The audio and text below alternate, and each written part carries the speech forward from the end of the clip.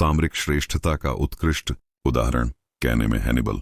216 ईसा पूर्व 216 ईसा पूर्व में अगस्त की एक सुबह ऑनफिडस नदी ऑफिडस रिवर के ऊपर सूर्य उदय हुआ, जिसने कने गांव के पास एक धूल भरे मैदान को रोशन कर दिया। रोमन गणराज्य के लिए यह हिसाब किताब का क्षण था।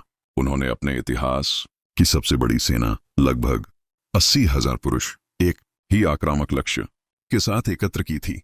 कार्थेज के आक्रमणकारी हैनिबल बारका को हमेशा के लिए कुचल देना। उनके सामने उससे आधी संख्या वाली सेना थी, जो उत्तरी अफ्रीकियों, आइबेरियन और गॉल्स सैनिकों का एक मिश्रण थी और केवल अपने कमांडर की अद्भुत प्रतिभा और करिश्मे के बल पर एकजुट थी। जहां रोमन वाणिज्य दूत कॉन्सुल पॉलस और वैरो कार्थेज के केंद्र को भेदने के लिए अपनी भारी पैदल सेना की ताकत पर भरोसा कर रहे थे, वहीं हैनिबल एक ऐसा जाल बिछाने में व्यस्त था जो अगले 2 सहस्राब्दियों तक सैन्य रणनीति का स्वर्ण मानक बनने वाला था। जैसे जैसे दोनों सेनाएं करीब आईं, हैनिबल ने अपने सैनिकों को एक अजीब धनुष के समान अर्धचंद्राकार आकृति में तैनात किया, जो रोमन लाइनों की ओर बाहर की ओर उभरी हुई थी।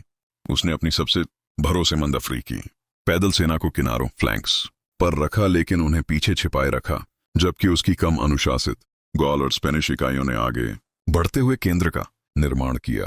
कार्थेज की सेना के केंद्र को देखकर रोमनों ने भयानक गति के साथ हमला किया। जैसे ही रोमन टुकड़ियों लीजन्स ने आगे धक्का दिया, कार्थेज का वह धनुष अंदर की ओर मुड़ने लगा।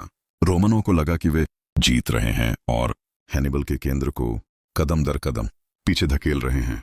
वास्तविकता में वे अपने ही बनाए हुए एक घेरे में गहराई तक जा रहे थे।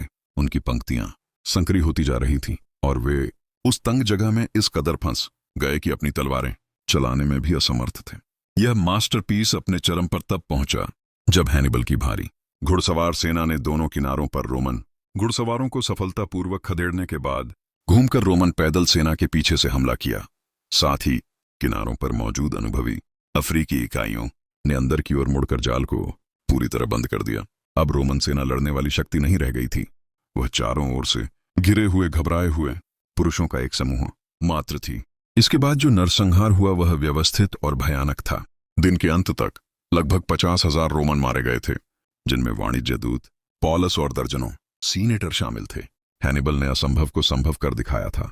संख्या में श्रेष्ठ दुश्मन का दोहरा घेराव, डबल एनवेलपमेंट कहने का युद्ध आज भी इस बात का अंतिम उदाहरण है कि कैसे सामरिक प्रतिभा और मनोवैज्ञानिक फिर से कच्ची ताकत को हराया जा सकता है। एक ऐसी जीत जिसने रोमन गणराज्य को लगभग घुटनों पर ला दिया था।